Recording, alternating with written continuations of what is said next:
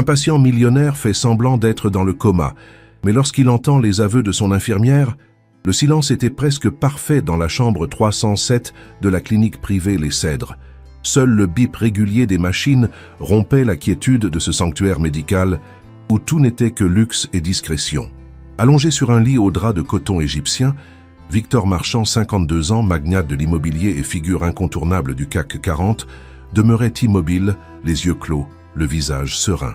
Pour quiconque entrait dans cette chambre, l'image était celle d'un homme plongé dans un coma profond depuis maintenant 3 semaines, victime d'un AVC foudroyant en plein conseil d'administration. Pourtant, derrière cette apparente inconscience, Victor était parfaitement éveillé. Son cerveau, intact malgré les rapports médicaux falsifiés, fonctionnait à plein régime.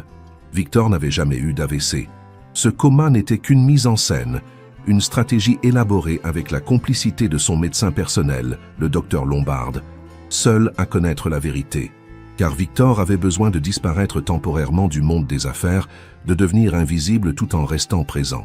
Et quoi de mieux qu'un lit d'hôpital pour observer sans être vu? Si vous appréciez cette histoire, n'hésitez pas à laisser un j'aime pour m'encourager à poursuivre. Le projet avait germé dans son esprit 3 mois plus tôt, lorsque des transactions suspectes au sein de son empire financier avaient éveillé ses soupçons. Des fuites d'informations stratégiques, des décisions sabotées, des contrats perdus inexplicablement. Quelqu'un dans son entourage proche le trahissait. Mais qui? Sa femme Diane, dont les dépenses avaient récemment explosé. Son associé Philippe, toujours dans son ombre depuis 20 ans. Sa propre fille. Claire, frustrée d'être maintenue à l'écart des grandes décisions. Ou peut-être l'un de ses cadres dirigeants, prêt à tout pour gravir les échelons. Les investigations discrètes qu'il avait commanditées n'avaient rien donné. Les micros, les filatures, les audits. Rien. La taupe était trop prudente, trop bien préparée. C'est alors que Victor avait conçu ce plan audacieux, simuler un coma pour observer les réactions, écouter les conversations que l'on tiendrait à son chevet, pensant qu'il n'entendait rien. Les gens se méfient des morts, mais pas des comateux. « Combien de temps pourrez-vous tenir ?» lui avait demandé Lombard, inquiet des risques d'atrophie musculaire. « Aussi longtemps qu'il le faudra », avait répondu Victor déterminé. Le protocole était simple mais exigeant. Injection quotidienne de relaxants musculaires à faible dose, exercice passif nocturne quand la clinique dormait, alimentation par perfusion spéciale préparée par Lombard, le tout sous couvert d'un traitement expérimental pour stimuler le réveil du patient. Officiellement, seules 3 personnes étaient autorisées dans sa chambre en dehors du personnel médical, Diane, Claire et Philippe. Victor espérait que l'un d'eux finirait par se trahir. Ce qu'il n'avait pas prévu, c'était l'arrivée d'une 4e personne. Marie Deschamps, infirmière de nuit, fraîchement diplômée, assignée spécifiquement à ses soins. Et ce qu'il n'avait certainement pas anticipé, c'était l'impact que cette jeune femme allait avoir sur le cours de son enquête et sur sa vie. Marie Deschamps ajusta nerveusement son uniforme avant d'entrer dans la chambre 307. À 26 ans, elle venait d'être embauchée à la clinique Les Cèdres après des années d'études acharnées et un parcours semé d'obstacles. Orpheline élevée en foyer d'accueil, elle avait dû travailler comme aide-soignante de nuit pour financer ses études d'infirmière. Ce poste à la prestigieuse clinique représentait pour elle une chance inespérée, un premier pas vers la stabilité qu'elle avait toujours recherchée. On lui avait confié le patient le plus important de l'établissement, Victor Marchand. Un honneur et une responsabilité, avait souligné la directrice des soins en lui remettant le dossier. Monsieur Marchand est une personnalité influente. Sa famille attend une attention irréprochable. Ce premier soir, Marie prit le temps d'étudier les constantes de son patient avec une minutie particulière. Les courbes sur les écrans étaient stables, presque trop parfaites.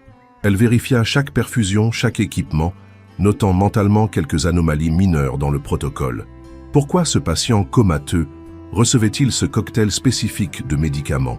Certaines prescriptions du docteur Lombard lui semblaient inhabituelles. « Bonsoir, monsieur Marchand », dit-elle doucement, comme elle le faisait avec tous ses patients inconscients. « Je m'appelle Marie. Je serai votre infirmière de nuit pendant votre séjour parmi nous. » Victor, les yeux fermés, sentit une présence différente. Une voix douce, un parfum léger, pas ces effluves capiteux dont s'aspergeait sa femme, des mains fraîches qui ajustaient son oreiller avec des gestes précis mais délicats. « Je vais prendre soin de vous, » Ne vous inquiétez pas, poursuivit Marie en vérifiant sa perfusion. Et même si vous ne m'entendez probablement pas, je vais quand même vous expliquer tout ce que je fais. On ne sait jamais ce qui peut filtrer jusqu'à votre conscience. Victor dut réprimer un sourire. Cette jeune femme était perspicace. Effectivement, il entendait tout et son ouïe, privé du soutien de la vue, s'était considérablement affiné ces dernières semaines. « Votre famille est venue aujourd'hui » demanda Marie, tout en notant les constantes sur le dossier électronique. « J'ai croisé une dame blonde très élégante dans le couloir. Votre épouse, je suppose ?» Elle marqua une pause, comme si elle attendait vraiment une réponse, puis rit doucement. « Pardonnez-moi, c'est une habitude. Mes collègues se moquent de moi parce que je bavarde avec mes patients inconscients, mais des études montrent que cela peut aider. Et puis, entre nous, c'est moins lugubre que ce silence, vous ne trouvez pas ?» Marie s'activa autour de lui pendant une vingtaine de minutes, efficace et professionnelle, tout en maintenant ce monologue apaisant. Elle lui raconta sa journée, les nouvelles du monde extérieur, les petits potins de la clinique. Victor, habitué au mutisme clinique du personnel de jour ou aux conversations techniques entre médecins qui se déroulaient au-dessus de lui comme s'il était un meuble, trouva cette approche rafraîchissante. « Je reviendrai dans 2 heures pour votre prochaine série de soins, monsieur Marchand. Reposez-vous bien. Enfin, c'est une façon de parler, n'est-ce pas ?» Lorsqu'elle quitta la chambre, Victor se surprit à attendre déjà sa prochaine visite. Cette Marie Deschamps représentait une variable imprévue dans son plan. Mais peut-être pourrait-elle, sans le savoir, devenir une alliée précieuse. Les infirmières entendaient tout, voyaient tout, et celle-ci semblait particulièrement observatrice. Ce qu'il ignorait encore, c'est que Marie avait déjà remarqué plusieurs incohérences dans son prétendu coma. Son intuition d'infirmière lui soufflait que quelque chose n'allait pas avec ce patient si particulier. Et Marie Deschamps n'était pas du genre à ignorer son instinct. La routine s'installa rapidement. Chaque soir, Marie prenait son service à 20 h et se rendait directement à la chambre 307. Victor attendait ces moments avec une impatience qu'il ne s'expliquait pas lui-même. Au fil des nuits, Marie lui parlait de tout et de rien, de la pluie qui tombait sans discontinuer sur Paris depuis 3 jours, du dernier film qu'elle avait vu, de son chat récemment adopté dans un refuge, des banalités qui, étrangement, ancraient Victor dans une réalité dont il s'était volontairement coupé. Lui qui ne vivait que pour les chiffres, les acquisitions et les stratégies d'entreprise, découvrait à travers elle un quotidien simple qu'il avait oublié depuis longtemps. Une semaine après leur première rencontre, un incident vint perturber cette routine naissante. « Vous avez de la visite, monsieur Marchand », annonça Marie en entrant dans la chambre ce soir-là. Sa voix était différente, plus formelle. « Votre associé, monsieur Delorme, vient d'arriver. » Victor sentit son corps se tendre, imperceptiblement. Philippe Delorme, à cette heure tardive, cela sortait de l'ordinaire. Son associé n'était jamais venu seul jusqu'à présent, toujours accompagné de Diane ou d'autres membres du conseil d'administration. « Bonsoir, Marie », entendit-il. La voix de Philippe, reconnaissable entre mille avec son léger accent du sud-ouest. « Comment va notre patient ce soir ?»« Stable, comme toujours », répondit Marie. « Les constantes sont normales, aucun changement notable. »« Parfait, parfait. » Victor perçut le bruit caractéristique du cuir quand Philippe s'installa dans le fauteuil près du lit. Un silence s'installa, que Marie finit par rompre. « Je vous laisse un moment avec lui. Appelez-moi si vous avez besoin de quoi que ce soit. »« Merci, Marie. Vous êtes un ange. » La porte se ferma doucement. Victor attendit, tous ses sens en alerte. Qu'allait faire Philippe? Qu'allait-il dire? Le croyant inconscient et seul. « Eh bien, mon vieux, » commença Philippe d'une voix basse. « Tu nous fais une belle frayeur, hein? Tout le monde s'affole à la holding. Le cours de l'action a plongé de 7% cette semaine. » Un froissement de tissu indiqua à Victor que son associé se penchait vers lui. « Entre nous, je me demande si tu ne nous fais pas un petit burn-out. Ça t'arrangerait bien, pas vrai? Disparaître juste au moment où l'affaire saoudienne devient compliquée. » Victor dut mobiliser toute sa concentration pour maintenir sa respiration régulière. L'affaire saoudienne. Comment Philippe était-il au courant? Ce projet d'acquisition à Riyad était ultra confidentiel, connu seulement de lui-même et de son avocat. Philippe continua, sa voix se faisant plus basse encore. « Ne t'inquiète pas, je gère tout. J'ai même pris l'initiative de rencontrer le cheikh Al-Fayed en ton nom. Il envoie ses vœux de rétablissement d'ailleurs, très affecté par ton accident. » Un silence, puis « Franchement, Victor, tu aurais pu me mettre dans la confidence pour ce projet. Combien de temps comptais-tu me tenir à l'écart? 20 ans de collaboration et tu me caches encore des choses. » Le ton était amer. Victor sentit son cœur s'accélérer légèrement. Philippe semblait irrité, mais était-ce la réaction d'un associé blessé par le manque de confiance ou celle d'un traître contrarié dans ses plans? La porte s'ouvrit à nouveau. Marie revint avec ce que Victor supposait être un chariot de médicaments, à en juger par le bruit caractéristique des roulettes. « Je dois procéder à ces soins, monsieur Delorme, » annonça-t-elle. « Vous pouvez rester si vous le souhaitez, mais… »« Non, non, je vais y aller, » répondit Philippe en se levant. « J'ai une vidéoconférence avec Tokyo dans 1 heure. » Victor l'entendit s'approcher du lit. « Remets-toi vite, mon ami, » dit Philippe en posant brièvement une main sur son épaule. « L'entreprise a besoin de toi. » Après le départ de Philippe, Marie s'activa autour de Victor en silence pendant quelques minutes. Puis, en ajustant sa perfusion, elle murmura « Votre ami semblait préoccupé, monsieur Marchand. Il a fait les 100 pas dans le couloir avant d'entrer, et il a reçu un appel qui l'a mis en colère. Je l'ai entendu dire « Ce n'est pas ce qui était convenu » avant de raccrocher brusquement. Victor sentit une vague de gratitude envers cette jeune femme. Sans le savoir, elle venait de lui fournir une information précieuse. Marie était bien plus observatrice qu'il ne l'avait imaginé. « Oh, et j'ai remarqué quelque chose d'étrange !» ajouta-t-elle en se penchant pour ajuster son oreiller. « Votre rythme cardiaque a accéléré pendant que monsieur Delorme parlait. Pas beaucoup, mais suffisamment pour que je le remarque. » Victor sentit un frisson le parcourir. Marie avait-elle des soupçons? « C'est normal, bien sûr, » poursuivit-elle d'un ton léger. « Même dans le coma, les patients peuvent réagir aux voix familières. C'est fascinant, n'est-ce pas? Cette nuit-là, après le départ de Marie, Victor réfléchit longuement. Philippe avait découvert l'affaire saoudienne. Comment? Et qui avait-il appelé juste avant d'entrer? Ce n'est pas ce qui était convenu. Ces mots résonnèrent dans son esprit comme un signal d'alarme. Quant à Marie, elle était bien plus perspicace qu'il ne l'avait anticipé. Si elle commençait à douter de son état comateux, tout son plan risquait d'être compromis. Pourtant, l'idée de se passer de ses visites nocturnes lui était étrangement désagréable. Pour la première fois depuis le début de cette mascarade, Victor se demanda s'il n'avait pas sous-estimé les risques de son stratagème, et si sa couverture volait en éclats avant qu'il n'ait découvert le traître. 3 jours après la visite de Philippe, un nouvel événement vint bousculer la routine de Victor.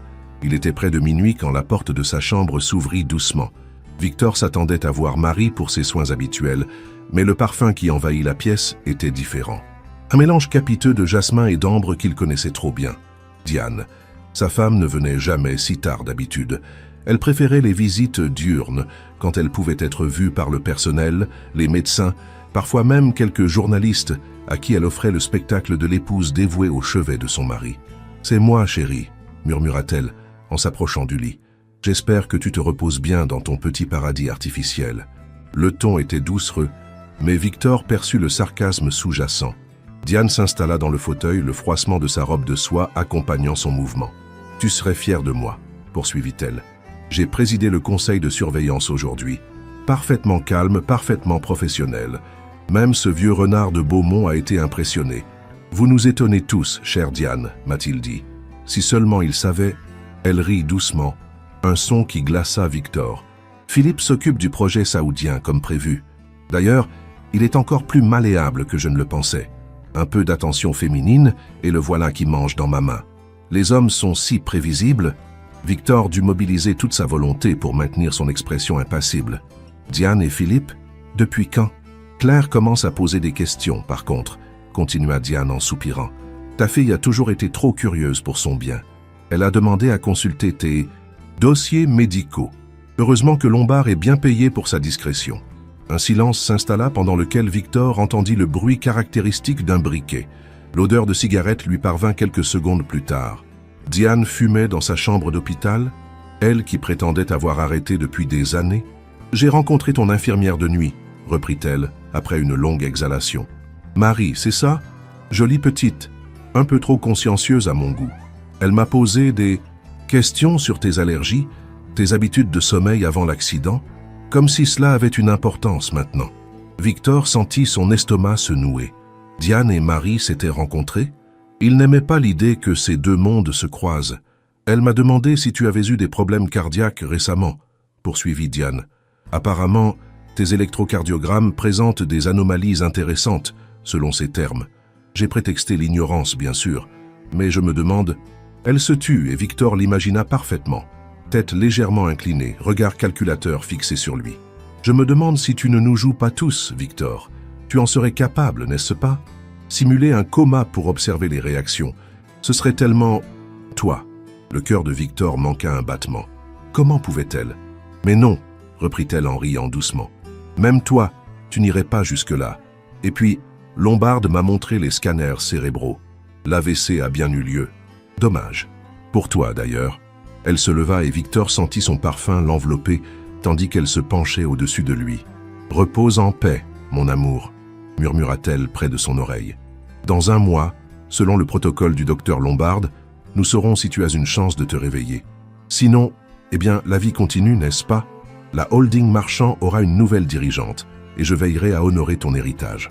À ma façon. » Elle déposa un baiser léger sur son front, puis quitta la chambre aussi discrètement qu'elle était venue. Victor resta seul avec le parfum persistant de Diane et l'odeur de cigarette qui flottait dans l'air. Son esprit tournait à plein régime. Diane et Philippe complotaient ensemble. Depuis combien de temps? Et cette remarque sur les scanners cérébraux? Lombarde lui avait-il menti? Avait-il montré de faux scans à Diane?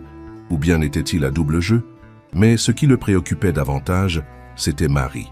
Elle avait remarqué des anomalies dans ses électrocardiogrammes. Elle posait des questions. S'approchait-elle dangereusement de la vérité? La porte s'ouvrit à nouveau et cette fois, c'était bien elle. Victor reconnut son pas léger, son parfum discret. « Bonsoir, monsieur Marchand », dit-elle doucement. « Je suis désolé d'être en retard pour vos soins. J'ai croisé votre épouse dans le hall. Une femme impressionnante. » Victor l'entendit ouvrir les fenêtres. « Quelqu'un a fumé ici, » constata-t-elle d'un ton désapprobateur. « Ce n'est vraiment pas indiqué dans votre état. » Elle s'activa en silence pendant quelques minutes et Victor sentit la fraîcheur de l'air nocturne remplacer progressivement l'atmosphère étouffante laissée par Diane. « J'ai examiné vos derniers électrocardiogrammes, » dit soudain Marie en ajustant sa perfusion. « Il y a quelque chose qui m'intrigue. Vos ondes P présentent des variations qui ne correspondent pas au diagnostic d'AVC. J'en ai parlé au docteur Lombarde, mais il n'a pas semblé particulièrement intéressé. » Elle marqua une pause, puis ajouta d'une voix plus basse. « Entre nous, monsieur Marchand, je trouve que votre médecin manque parfois de rigueur. Certaines de ses prescriptions sont inhabituelles, et je n'ai jamais vu un protocole de soins comme le vôtre pour un patient comateux. » Victor sentit l'anxiété monter en lui. Marie était décidément trop perspicace. Allait-elle tout découvrir? « J'ai une théorie, » poursuivit-elle en se penchant vers lui, sa voix à peine plus qu'un murmure. « Je pense que vous n'êtes pas réellement dans le coma. » Le cœur de Victor s'emballa. C'était fini, elle avait compris. « Je pense que vous êtes en état de conscience minimale, » continua Marie. « Vous entendez probablement tout ce qui se passe autour de vous, mais vous ne pouvez pas réagir. C'est un syndrome d'enfermement, pas un coma classique. » Victor aurait presque ri de soulagement. Elle était proche, mais pas assez. Elle avait élaboré une théorie médicale pour expliquer les anomalies qu'elle percevait sans soupçonner la vérité complète. « Si j'ai raison, » dit-elle en lui prenant doucement la main, « serrez mes doigts, même imperceptiblement. Je le sentirai. » Victor resta parfaitement immobile. C'était tentant, tellement tentant de lui faire comprendre qu'il était conscient. Mais tout son plan en dépendait.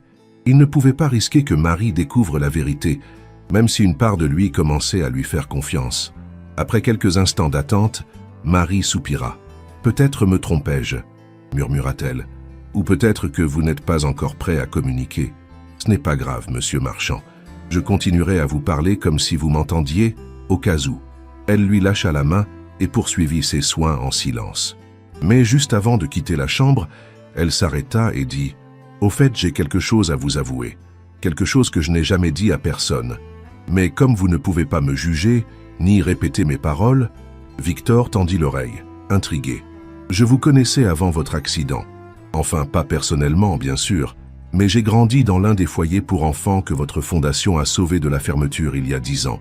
Sans votre intervention, j'aurais probablement fini dans une institution beaucoup moins bienveillante. Je n'aurais jamais pu faire mes études d'infirmière. » Elle marqua une pause, puis ajouta « Je suppose que c'est pour ça que j'ai demandé à m'occuper spécifiquement de vous. Une façon de rembourser ma dette, même si vous n'en saurez jamais rien. Bonne nuit, monsieur Marchand. » La porte se referma doucement derrière elle. laissant Victor dans un océan de pensées contradictoires. Diane, Philippe, Lombarde, et maintenant Marie. Qui mentait? Qui disait la vérité? Et surtout, à qui pouvait-il vraiment faire confiance? Papa, c'est moi. La voix de Claire, sa fille unique, résonna dans la chambre silencieuse. Victor sentit son cœur se serrer. De tous les visiteurs qu'il recevait, Claire était celle dont la présence lui était à la fois la plus douloureuse et la plus réconfortante. À 28 ans, elle était la copie conforme de sa mère, la première épouse de Victor, décédée d'un cancer 15 ans plus tôt. Même chevelure au burn, mêmes yeux verts perçants, même intelligence vive. Contrairement à Diane, qui jouait la comédie de l'épouse éplorée, Claire venait toujours seule et parlait à son père avec une sincérité désarmante. Ce jour-là, cependant, quelque chose dans sa voix alerta Victor. Elle semblait tendue, pressée. « Je n'ai pas beaucoup de temps », dit-elle en s'asseyant près du lit. « Diane pense que je suis à Londres pour le week-end. En réalité, je mène ma petite enquête, et je crois que tu aimerais savoir ce que j'ai découvert. » Victor sentit son intérêt s'éveiller. Claire enquêtait. Sur quoi? J'ai engagé un détective privé, Fred Kowalski, un ancien de la financière. Il surveille Diane et Philippe depuis 2 semaines. Elle marqua une pause. Ils se voient. Papa, pas juste pour affaires. Ils ont passé le week-end dernier ensemble à Deauville, dans la suite de l'hôtel royal que tu réserves habituellement. Malgré son immobilité forcée, Victor sentit une vague de colère l'envahir. L'audace de ces deux-là. Ce n'est pas tout, poursuivit Claire. Philippe a rencontré à 3 reprises un homme que Kowalski a identifié comme Anton Volkov. Ça te dit quelque chose? C'est un investisseur russe qui a tenté d'entrer au capital de Marchand Holding l'année dernière. Tu avais bloqué sa tentative, tu te souviens? Victor s'en souvenait parfaitement. Volkov était réputé pour ses méthodes agressives et ses connexions douteuses avec certains oligarques proches du Kremlin. Le faire entrer dans l'actionnariat aurait été une catastrophe. Je ne sais pas ce qu'il mijote, mais je suis certaine que Diane et Philippe préparent quelque chose. Et ça me fait peur, papa. Vraiment peur. La voix de Claire tremblait légèrement. Victor aurait tout donné pour pouvoir la rassurer, lui dire qu'il était là, qu'il entendait tout, qu'il allait régler cette situation. J'ai aussi découvert quelque chose d'étrange concernant le docteur Lombarde, continua-t-elle. Il a acheté une villa à Marbella il y a 3 semaines. Prix 1,7 million d'euros. Cash. D'où sort cet argent? Son salaire à la clinique ne peut pas justifier une telle dépense. L'information frappa Victor comme un coup de poing. Lombard, son complice, celui qui l'aidait à maintenir cette mascarade du coma, avait-il été acheté par Diane? Je ne fais confiance à personne dans cette clinique, dit Claire en baissant la voix, sauf peut-être à ton infirmière de nuit, Marie. Elle semble différente, honnête. Elle m'a montré tes dernières analyses, sans hésiter, alors que Lombard fait tout pour me tenir à l'écart de ton dossier médical. Victor entendit Claire se lever et sentit sa main chaude prendre la sienne. Je ne sais pas si tu m'entends, papa, mais je te promets une chose. Je vais découvrir ce qui se trame. Et si Diane et Philippe complotent contre toi, contre nous, ils le paieront. Je ne les laisserai pas détruire ce que tu as bâti. Elle se pencha et déposa un baiser sur son front. Je dois y aller. Mon avion pour Londres décolle dans 2 heures. Il faut que j'y sois au cas où Diane vérifierait. Je reviendrai dès que possible. Tiens bon, papa. Après le départ de Claire, Victor resta longtemps plongé dans ses réflexions. Les pièces du puzzle commençaient à s'assembler et l'image qui se dessinait était sombre. Diane et Philippe, amants de longue date probablement, complotaient pour prendre le contrôle de son. Les révélations de Claire avaient fait l'effet d'une bombe dans l'esprit de Victor. Diane et Philippe, complotant avec un investisseur russe qu'il avait personnellement écarté de ses affaires. Et Lombarde, son allié supposé, s'achetant une villa luxueuse en Espagne. La trahison semblait venir de tous côtés. Seules Claire et Marie paraissaient dignes de confiance. Sa fille, par loyauté familiale et perspicacité innée. Marie, par une honnêteté qui semblait inscrite dans chacun de ses gestes, chacune de ses paroles. Cette révélation sur son passé dans un foyer financé par la Fondation Marchand expliquait peut-être cette impression d'authenticité qu'elle dégageait. Victor passa les heures suivantes à analyser ses options. Devait-il mettre fin à cette mascarade, révéler sa conscience à Claire et élaborer un plan avec elle, ou pousser la stratégie jusqu'au bout, récolter davantage de preuves avant de frapper? La porte s'ouvrit doucement, interrompant ses réflexions. C'était l'heure des soins de Marie. « Bonsoir, monsieur Marchand. » dit-elle de sa voix calme habituelle. Comment vous sentez-vous ce soir? J'ai croisé votre fille tout à l'heure. Une jeune femme remarquable. Elle s'activa autour de lui, vérifiant les machines, ajustant les perfusions. Victor se surprit à apprécier ses gestes précis, cette présence discrète et attentionnée. « J'ai une nouvelle à vous annoncer, » dit-elle soudain. « Demain, c'est mon jour de congé. Vous devrez supporter Jérôme, l'infirmier de nuit qui me remplace. Ne vous inquiétez pas, c'est un excellent professionnel. Un peu bavard, peut-être. » Victor sentit une pointe de déception l'envahir. Une nuit sans mari. « Je vous ai apporté quelque chose, » continua-t-elle. Victor entendit le bruissement d'un sac en papier. Les infirmières ne sont pas censées faire ça, mais c'est un livre, Le Comte de Monte Cristo. Je vais vous en lire un passage chaque soir si vous voulez bien. Ce soir, nous commençons par le début. La voix douce de Marie emplit la chambre tandis qu'elle lisait les premières pages du chef-d'œuvre de Dumas. Victor, qui n'avait pas ouvert un roman depuis des décennies, se laissa porter par le récit d'Edmond Dantès, cet homme injustement emprisonné qui prépare sa vengeance dans l'ombre.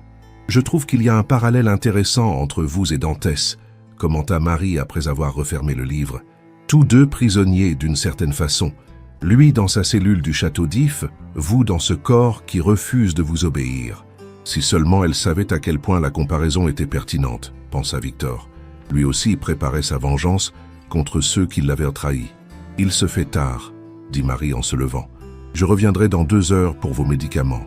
Faites de beaux rêves, monsieur Marchand. » Après son départ, Victor continua de réfléchir à sa situation, maintenant éclairé par les révélations de Claire. Il lui fallait un plan. Et peut-être, songea-t-il, ce plan devrait-il inclure Marie? Des champs. 3 jours passèrent sans incident notable.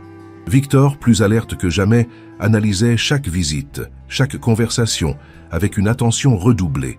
Diane était revenue une fois, accompagnée de Philippe. Leur comédie était parfaite. 2 personnes inquiètes, unies dans l'adversité. Pas un geste, pas un regard qui aurait pu trahir leur relation. Victor, qui les observait à travers ses paupières mi-closes lors des rares moments où il était seul, avait dû admettre leur talent d'acteur. Claire était retournée à Londres, mais elle avait laissé un message vocal au docteur Lombard, que celui-ci était venu écouter dans la chambre. Pensant Victor inconscient, elle exigeait un 2e avis médical, menaçant de faire venir un spécialiste américain si nécessaire. Lombard avait semblé nerveux, pianotant frénétiquement sur son téléphone après cet appel. Quant à Marie, elle avait repris son service nocturne, fidèle à sa routine bienveillante. Chaque soir, elle lisait un chapitre du Comte de Monte Cristo, commentant parfois l'intrigue, établissant des parallèles surprenants avec la vie réelle. Victor attendait ces moments avec une impatience qui le surprenait lui-même. Ce soir-là, après la lecture habituelle, Marie resta silencieuse plus longtemps que d'habitude. Victor sentit qu'elle l'observait attentivement. « Monsieur Marchand, » dit-elle enfin d'une voix hésitante, « je dois vous avouer quelque chose d'important. » Elle s'approcha et prit sa main comme elle le faisait parfois lors de leurs conversations. « J'ai fait des recherches sur votre cas. J'ai consulté d'autres neurologues, discrètement, montré vos électrocardiogrammes, décrit vos symptômes, sans mentionner votre nom, bien sûr. » Victor sentit une alarme s'allumer dans son esprit. Que cherchait-elle exactement? Tous m'ont dit la même chose. Vos symptômes ne correspondent pas à un coma classique post-AVC. Votre activité cérébrale est trop structurée, vos réactions pupillaires trop cohérentes. Elle marqua une pause. Et puis, il y a eu cet incident avant-hier. Victor tenta de se remémorer ce qui s'était passé l'avant-veille. Rien de particulier, à sa connaissance. Vous avez souri, monsieur Marchand, très légèrement, presque imperceptiblement. Mais j'étais là, je l'ai vu. C'était pendant que je vous lisais la scène où Dantès découvre le trésor. Vous avez souri. Victor se figea intérieurement. Avait-il réellement laissé transparaître une émotion? C'était possible. Il se laissait de plus en plus absorber par les lectures de Marie. Et puis, il y a le docteur Lombard, continua-t-elle. Son comportement est étrange. Il refuse catégoriquement que je participe aux réunions d'équipe concernant votre cas. Il a modifié votre dossier médical à plusieurs reprises. J'ai vérifié les logs du système informatique. Elle se tut un instant, semblant hésiter avant de poursuivre. Je crois que vous n'êtes pas réellement dans le coma, monsieur Marchand. Je pense que, pour une raison que j'ignore, vous et le docteur Lombard simulez cet état. Et je veux comprendre pourquoi. Le cœur de Victor s'accéléra. Marie avait deviné. Sa couverture était compromise. « Si je me trompe, alors ce que je dis n'a aucune importance, » dit-elle en serrant légèrement sa main. « Mais si j'ai raison, si vous m'entendez et me comprenez, alors vous devez savoir que votre fille n'est pas la seule à s'inquiéter. Votre femme et votre associé préparent quelque chose. Quelque chose qui implique un transfert important d'actions de votre holding. » Victor sentit son sang se glacer. Un transfert d'actions? Comment Marie était-elle au courant? Mon frère travaille dans une banque d'investissement, expliqua-t-elle, comme si elle avait perçu sa question muette. Diane Marchand a pris rendez-vous pour finaliser un transfert de propriété conditionnelle qui prendrait effet en cas de votre décès ou d'invalidité permanente constatée. Un silence pesant s'installa dans la chambre. Victor assimilait cette nouvelle information cruciale. Diane ne se contentait pas de le tromper avec Philippe. Elle préparait sa succession, anticipant une déclaration d'invalidité qui lui donnerait le contrôle total de la holding. « Monsieur Marchand, » reprit Marie d'une voix plus ferme, « si vous m'entendez, si vous êtes conscient, donnez-moi un signe, n'importe lequel. Je peux vous aider, je veux vous aider. » Victor se trouvait face à un dilemme crucial. Révéler sa conscience à Marie signifiait lui faire entièrement confiance, risquer que tout son plan s'effondre si elle parlait. Mais ne rien faire signifiait perdre une alliée potentielle au moment où il en avait le plus besoin. Il prit sa décision. Lentement, très lentement, il entr'ouvrit les yeux. Le visage de Marie, penché au-dessus de lui, passa de la concentration à la stupéfaction.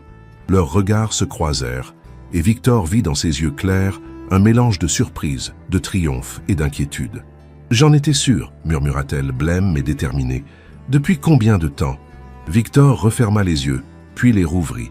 Une fois, puis deux, puis trois. « 3 semaines ?» demanda Marie. « Depuis le début ?» Il cligna une fois. « Oui. »« Mon Dieu !»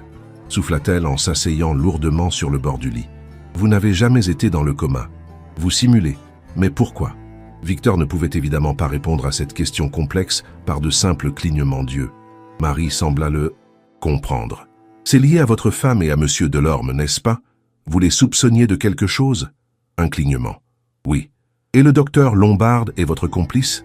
Encore un clignement. « Mais vous ignorez qu'il a été acheté par votre femme ?» déduisit Marie. « La villa à Marbella ?» Victor sentit la colère monter en lui. Encore une trahison. « Écoutez, » dit Marie en se penchant vers lui, sa voix à peine audible. « Votre secret est en sécurité avec moi. Je vais continuer à jouer le jeu. Mais nous devons établir un moyen de communication plus efficace que ces clignements. » Elle réfléchit un moment. « Quand nous serons seuls, vous pourrez ouvrir les yeux et même parler. Les caméras de surveillance de cette chambre ont un angle mort près du lit. Je l'ai remarqué quand les techniciens sont venus faire la maintenance. Et je peux falsifier vos constantes si nécessaire. » Victor écarquilla légèrement les yeux, impressionné par son sang-froid et son ingéniosité. « Ne vous inquiétez pas, » ajouta-t-elle avec un léger sourire. « J'ai toujours eu un problème avec l'autorité et une tendance à enfreindre les règles pour une bonne cause. C'est ce qui m'a valu quelques ennuis au foyer. » Elle se leva et vérifia que la porte était bien fermée. « Je reviens dans 5 minutes, » dit-elle en débranchant la caméra principale sous prétexte de vérifier les câbles. « Préparez-vous à parler, monsieur Marchand. Nous avons beaucoup à discuter. »« Pouvez-vous parler ?» demanda Marie en fermant la porte derrière elle. Victor ouvrit pleinement les yeux, savourant la sensation de pouvoir enfin regarder le monde qui l'entourait. Il tourna légèrement la tête, observant la jeune femme qui se tenait près de lui, attentive et nerveuse à la fois. « Oui, » répondit-il d'une voix rauque, affaiblie par des semaines de silence. « Mais pas trop fort. » Marie lui sourit, visiblement soulagée. « Je savais que quelque chose ne cadrait pas dans votre cas. Personne ne voulait m'écouter, mais les signes étaient là.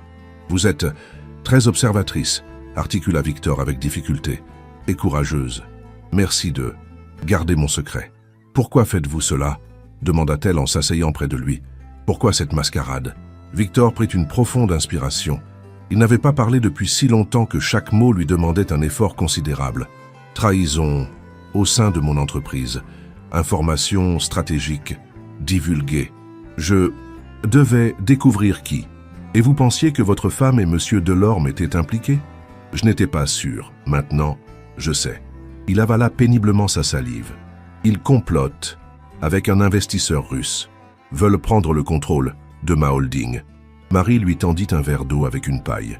Victor but avidement. sentant le liquide frais apaiser sa gorge irritée. « Et Lombard ?»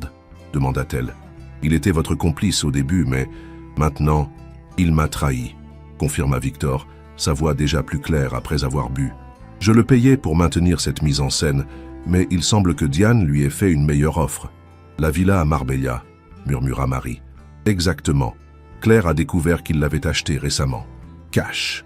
Marie secoua la tête, incrédule. « Vous réalisez dans quelle situation dangereuse vous vous trouvez ?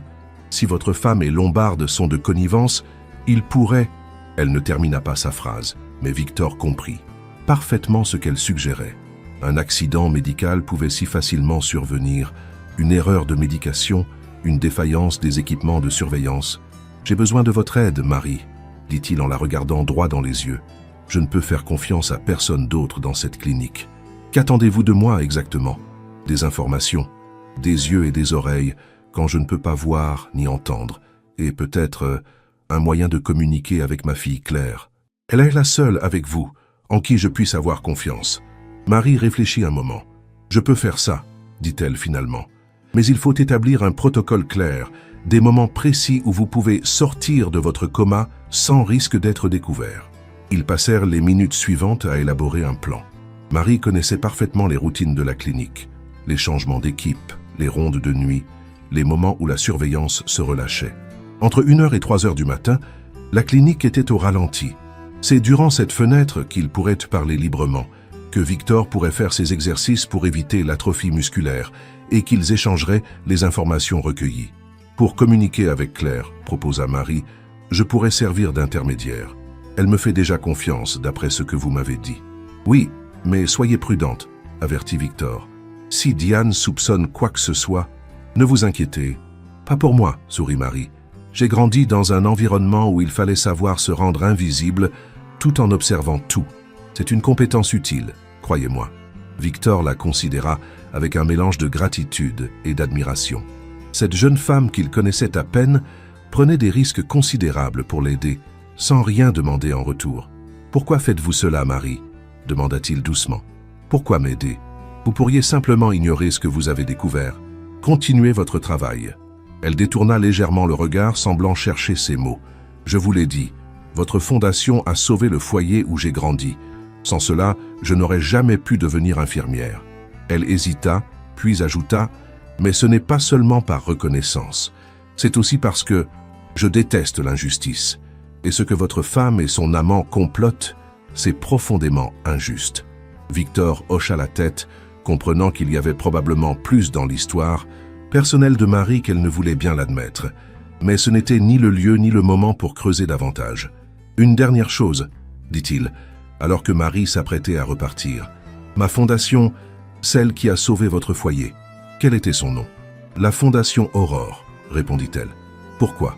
Victor sourit, un vrai sourire cette fois. « Parce que maintenant, je suis certain que je peux vous faire entièrement confiance. » La Fondation Aurore était un projet personnel que Victor avait créé en mémoire de sa première femme décédée d'un cancer. C'était une information qui n'avait jamais été rendue publique. Seuls les bénéficiaires directs connaissaient le nom de cette fondation discrète. « Revenez à 1h30, » dit-il, tandis que Marie rebranchait la caméra. « D'ici là, je reprends mon rôle de comateux. » Marie acquiesça et quitta la chambre, laissant Victor avec un sentiment qu'il n'avait pas éprouvé depuis le début de cette mascarade. L'espoir. Le docteur Arnaud Lombard ajusta nerveusement sa cravate en sortant de l'ascenseur qui menait au dernier étage de la tour Marchand, dans le quartier de la Défense. Le conseil d'administration exceptionnel auquel il avait été convoqué allait commencer dans moins de 10 minutes, et il n'avait toujours pas décidé quelle position adopter. La situation était devenue intenable. D'un côté, il y avait Victor Marchand, qui le payait généreusement pour maintenir cette simulation de coma.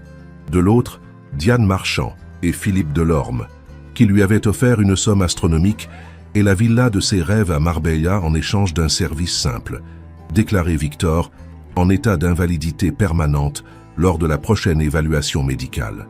Qu'aurait-il dû faire? Rester loyal à son patient initial ou saisir l'opportunité d'une retraite dorée en Espagne? La décision avait été prise 3 semaines plus tôt, quand Diane lui avait montré les photos compromettantes qu'elle détenait.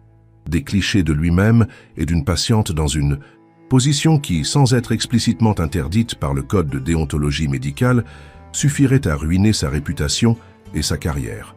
Lombard avait cédé au chantage, acceptant de trahir Victor. Mais maintenant, alors qu'il s'apprêtait à présenter son rapport médical devant le conseil d'administration, une nouvelle variable était apparue dans l'équation. Marie Deschamps. Cette infirmière trop curieuse, trop consciencieuse, posait trop de questions. Elle avait remarqué des incohérences dans les électrocardiogrammes de Victor, dans ses réactions pupillaires. Elle avait même interrogé d'autres neurologues, sans mentionner le nom du patient, certes, mais le risque était réel. Et si elle découvrait la vérité? Si elle réalisait que Victor était parfaitement conscient? Ou pire encore, si elle découvrait que lui, Lombard, s'apprêtait à le déclarer invalide contre toute vérité médicale? Le médecin essuya la sueur qui perlait à son front. Il devait neutraliser cette menace avant la réunion. Un coup de téléphone suffirait peut-être. Une recommandation à la directrice des soins pour que Marie soit affectée à un autre service, voire licenciée pour incompétence. Ce ne serait pas la première fois qu'il userait de son influence pour écarter quelqu'un de gênant. Il sortit son téléphone, prêt à appeler la clinique, quand les portes de la salle du conseil s'ouvrirent. Diane Marchand apparut, resplendissante dans son tailleur rouge vif, un sourire calculateur aux lèvres. « Arnaud, enfin, nous n'attendions plus que vous. » Elle s'approcha et ajouta à voix basse, « Tout est prêt? Votre rapport conclut bien à l'invalidité permanente? » « Oui, mais il y a un problème. L'infirmière de nuit, Marie Deschamps. Elle pose trop de questions. Elle pourrait... » « Marie Deschamps ne pose plus de problème, l'interrompit Diane avec un sourire glacial. Philippe s'en est occupé ce matin. Elle a été réaffectée. Ne vous inquiétez pas pour elle. Lombard sentit un frisson parcourir son échine. Que voulait dire Diane exactement? Qu'avait-il fait à cette jeune infirmière? Entrez maintenant, ordonna Diane en le poussant doucement vers la salle de réunion. C'est votre heure de gloire, cher docteur. Après votre témoignage, nous pourrons enfin tourner la page Victor Marchand. Le médecin pénétra dans la vaste salle où une vingtaine de personnes étaient déjà installées autour d'une table en U. Il reconnut plusieurs figures importantes du monde des affaires, membres du conseil d'administration de Marchand Holding. Philippe Delorme était assis à la droite du siège vide qui aurait dû être occupé par Victor, tandis que Diane se dirigeait vers la place qui lui était réservée. Une jeune femme rousse, que Lombard identifia comme Claire Marchand, la fille de Victor, le fixait avec une intensité dérangeante. Savait-elle quelque chose? Soupçonnait-elle sa trahison? « Mesdames et messieurs, commença Diane d'une voix claire, nous sommes réunis aujourd'hui pour une session extraordinaire du conseil d'administration. Comme vous le savez, mon époux Victor Marchand est hospitalisé depuis maintenant 4 semaines suite à un AVC massif. Le docteur Lombard, ici présent, nous présentera son évaluation médicale, qui déterminera si Victor est en mesure de continuer à diriger cette entreprise, ou si nous devons, avec grand regret, activer le protocole de succession prévu par nos statuts. Lombard s'éclaircit la gorge, mal à l'aise sous les regards scrutateurs des membres du conseil. Il ouvrit son dossier médical, prêt à débiter le mensonge préparé avec Diane et Philippe. Avant que le docteur Lombard ne prenne la parole, intervint soudain Claire Marchand, j'aimerais partager avec le conseil une information que je viens de recevoir. Diane lui lança un regard noir. « Claire, nous avons un ordre du jour précis. Si tu as des informations à partager, tu pourras le faire après le rapport médical. Je crains que cela ne soit directement lié au rapport du docteur. »« Lombard » insista Claire, son expression indéchiffrable. « Il s'agit d'un message de l'infirmière en charge de mon père, Marie Deschamps. » Le sang de Lombard se glaça dans ses veines. Il jeta un coup d'œil à Diane, dont le visage s'était soudain figé en un masque d'inquiétude à peine dissimulé. « Marie Deschamps » répéta Philippe, feignant l'ignorance. « Qui est-ce »« L'infirmière de nuit de mon père » répondit Claire en sortant son téléphone. « Elle m'a envoyé ceci il y a 1 heure. » Elle appuya sur l'écran et la voix claire de Marie emplit la salle. « Mademoiselle Marchand, c'est Marie Deschamps, l'infirmière de votre père. J'ai été brusquement réaffecté ce matin à un autre service, sans explication. Avant de quitter mon poste, j'ai fait une dernière vérification des constantes de votre père et j'ai découvert quelque chose d'alarmant. Son traitement a été modifié sans autorisation médicale officielle. On lui administre maintenant un sédatif puissant qui n'est pas indiqué dans son état et qui pourrait compromettre sérieusement ses chances de réveil. J'ai tenté d'alerter la direction de la clinique, mais on m'a fait comprendre que je devais cesser de poser des questions si je tenais à mon poste.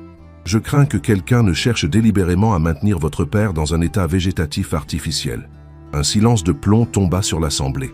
Tous les regards se tournèrent vers Lombard, puis vers Diane, dont le teint avait viré au livide. « C'est absurde, » balbutia le médecin. « Cette infirmière n'a aucune qualification pour... »« Oh, mais elle en a !» l'interrompit Claire avec un sourire féroce. Marie Deschamps est major de sa promotion à l'école d'infirmières, spécialisée en neurologie. Et ce n'est pas tout. Elle fit un signe vers le fond de la salle. Les portes s'ouvrirent, livrant passage à 2 personnes. Marie Deschamps, en tenue civile, et à la stupéfaction générale, Victor Marchand. Debout, parfaitement conscient, quoiqu'un peu amaigri et soutenu par Marie, Victor fit son entrée dans la salle du conseil, sous les exclamations stupéfaites de l'assemblée. « Bonjour à tous », dit-il d'une voix encore faible, mais déterminée. « Comme vous pouvez le constater, les rapports sur ma santé ont été légèrement exagérés. » L'apparition de Victor avait l'effet d'une bombe. Diane se leva brusquement, renversant sa chaise, le visage défiguré par la stupeur et la rage. « C'est impossible !» s'écria-t-elle. « Tu étais dans le coma. Les scanners, les tests falsifiés !» répondit calmement Victor en s'avançant lentement vers la table, toujours soutenu par Marie. Avec l'aide du docteur Lombard, du moins au début. Tous les regards se tournèrent vers le médecin qui semblait rapetissé sur place, le visage blême, incapable d'articuler une défense cohérente. « Je ne comprends pas », intervint l'un des membres du conseil, un homme âgé que Victor reconnut comme Jacques Pelletier, l'un des investisseurs historiques de la holding. « Vous avez simulé un coma, Victor ? Mais pourquoi ?» Victor s'installa dans son fauteuil habituel au bout de la table, signifiant symboliquement qu'il reprenait sa place légitime à la tête de l'entreprise.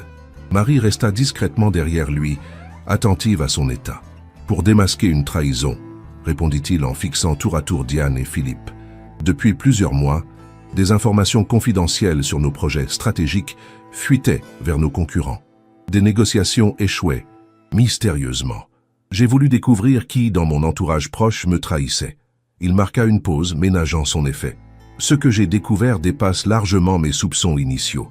Il ne s'agissait pas simplement de fuite d'informations, mais d'un complot visant à prendre le contrôle de Marchand Holding. » Philippe Delorme, qui était resté étrangement silencieux jusque-là, tenta une intervention. « Victor, tu n'es manifestement pas en état de... »« Tais-toi, Philippe », le coupa sèchement. « Victor.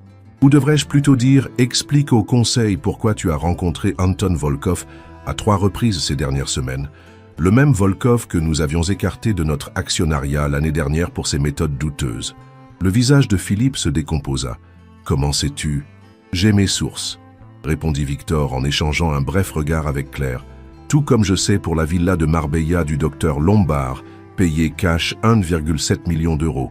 Tout comme je sais pour le transfert d'actions conditionnel que vous avez préparé ensemble, qui aurait pris effet dès que le docteur Lombard m'aurait déclaré en état d'invalidité permanente. Ce qui devait se produire aujourd'hui même, n'est-ce pas, docteur ?» Le médecin baissa les yeux, incapable de soutenir le regard accusateur de son patient. « Mais comment ?» balbutia Diane, qui semblait avoir du mal à respirer. « Comment as-tu pu... Tu étais inconscient. » Victor eut un sourire sans joie. « Non, Diane. J'étais parfaitement conscient. J'entendais tout, absolument tout. Vos conversations près de mon lit, tes appels téléphoniques secrets, tes visites nocturnes quand tu pensais être seul. J'ai tout entendu. » Victor se tourna vers les membres du conseil, dont certains affichaient une expression de dégoût, d'autres de fascination morbide face au drame qui se jouait devant eux. « Mesdames et messieurs, je m'excuse pour cette mise en scène. Elle était nécessaire pour démasquer un complot qui menaçait non seulement ma position, mais l'avenir même de cette entreprise que nous avons bâtie ensemble. » Philippe et Diane prévoyèrent de vendre une part significative de nos activités à un consortium russe représenté par Anton Volkov, un homme que nous avions collectivement refusé comme partenaire pour des raisons éthiques et stratégiques. Il ouvrit une chemise que Marie lui tendit et en sortit plusieurs documents qu'il fit passer autour de la table. Voici les preuves de leur machination. Relevés bancaires, enregistrement de conversations, contrat préliminaire déjà signé par Diane en tant que future dirigeante. Tout y est. Le chaos s'empara de la salle. Plusieurs administrateurs se levèrent, scandalisés. D'autres exigeaient des explications immédiates. Philippe tenta de s'emparer des documents, mais fut rapidement maîtrisé par le service de sécurité que Claire avait discrètement alerté. « C'est ridicule !» hurla Diane, qui avait retrouvé une partie de son aplomb. Victor est manifestement déséquilibré. Cette mise en scène macabre le prouve. Il a simulé un coma pendant des semaines. Qui ferait une chose pareille? Un homme désespéré de sauver ce qu'il a construit, répondit calmement Victor. Un homme qui savait qu'il était trahi, mais ignorait par qui. Et cette infirmière, cracha Diane en pointant Marie du doigt. Qui vous dit qu'elle n'est pas complice de cette folie, qu'elle n'a pas profité de sa position pour manipuler Victor? Marie, qui était restée silencieuse et en retrait jusqu'à présent, s'avança d'un pas. Mademoiselle Deschamps a agi en professionnelle intègre, intervint Claire avec fermeté. Elle a risqué son emploi et sa carrière pour aider mon père quand elle a compris ce qui se tramait. Elle n'est qu'une opportuniste, persista Diane, probablement à la recherche d'une récompense financière. Demandez-lui pourquoi elle s'est tant impliquée. Elle doit avoir un mobile. Victor échangea un regard avec Marie, qui hocha imperceptiblement la tête, lui donnant silencieusement son accord pour révéler ce qu'elle lui avait confié. Marie Deschamps a grandi dans un foyer pour enfants soutenu par ma fondation privée, expliqua-t-il, un détail qu'elle ne m'a révélé qu'après avoir découvert ma supercherie. Elle n'attendait rien en retour, si ce n'est d'honorer une dette morale qu'elle estimait avoir envers moi. Il se tourna vers la jeune femme, un sourire sincère illuminant pour la première fois son visage fatigué. Mais je lui dois bien plus qu'elle ne me doit.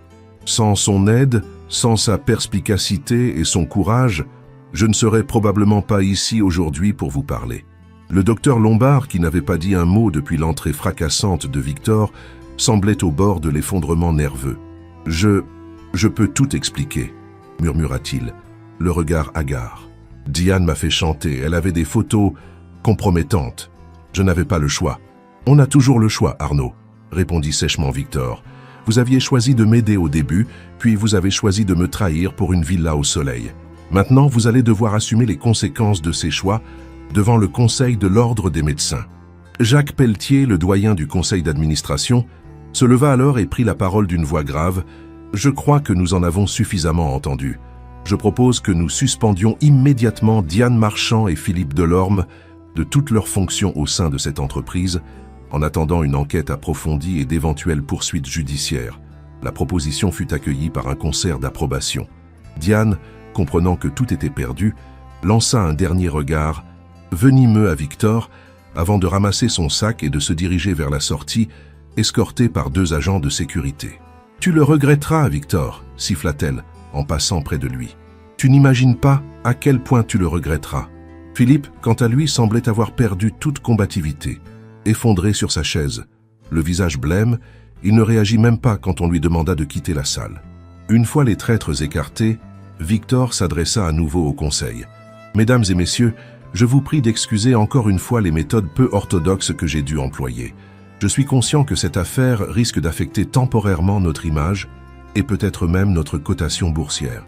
Mais je m'engage à redresser la situation rapidement et à renforcer notre gouvernance pour qu'un tel scénario ne puisse jamais se reproduire. » Il se tourna vers Claire, qui avait joué un rôle crucial dans le dénouement de cette affaire. « Je propose que ma fille, Claire Marchand, qui a démontré sa loyauté et sa compétence dans cette crise, soit nommée directrice générale adjointe avec effet immédiat. À moins que quelqu'un ne s'y oppose, personne ne contesta cette proposition. Claire, émue mais déterminée, hocha simplement la tête pour accepter cette nouvelle responsabilité. La réunion se termina peu après, les membres du conseil se dispersant, encore sous le choc des révélations de la journée. Victor, épuisé mais soulagé, resta assis pendant que la salle se vidait progressivement. Seuls Claire et Marie demeurèrent à ses côtés. « Ça va aller, papa ?» demanda Claire, inquiète de le voir si pâle. « Je me sens mieux que je ne l'ai été depuis des semaines, » répondit-il avec un faible sourire. « Mais je crois que j'ai besoin de reprendre des forces. Simuler un coma est étonnamment éprouvant. » Il se tourna vers Marie qui s'était tenue discrètement en retrait. « Mademoiselle Deschamps, Marie, comment vous remercier ?»« En vous rétablissant complètement, monsieur Marchand, » répondit-elle simplement. « C'est tout ce que je demande. »« Nous vous devons bien plus qu'un simple remerciement, » intervint Claire. « Sans vous, ce plan n'aurait jamais fonctionné. » Victor hocha la tête, pensif. « J'aimerais vous offrir un poste, » dit-il soudain. « Pas comme infirmière, mais comme responsable de la Fondation Aurore. Elle a besoin d'une nouvelle direction. quelqu'un qui comprend sa mission de l'intérieur, quelqu'un d'intègre et de courageux. Marie écarquilla les yeux, stupéfaite par cette proposition inattendue. « Monsieur Marchand, je ne sais pas quoi dire. Je n'ai aucune expérience en gestion de fondation. Vous apprendrez, » répondit Victor avec conviction. « Claire pourra vous guider au début. L'important, c'est la vision et les valeurs que vous incarnez. Le reste s'acquiert. » Un silence s'installa pendant lequel Marie sembla peser le pour et le contre de cette offre qui changerait radicalement sa vie. « J'accepte, » dit-elle finalement avec un sourire lumineux. « À une condition. »« Laquelle ?» demanda Victor intrigué. « Que vous finissiez de lire Le Comte de Monte Cristo avec moi.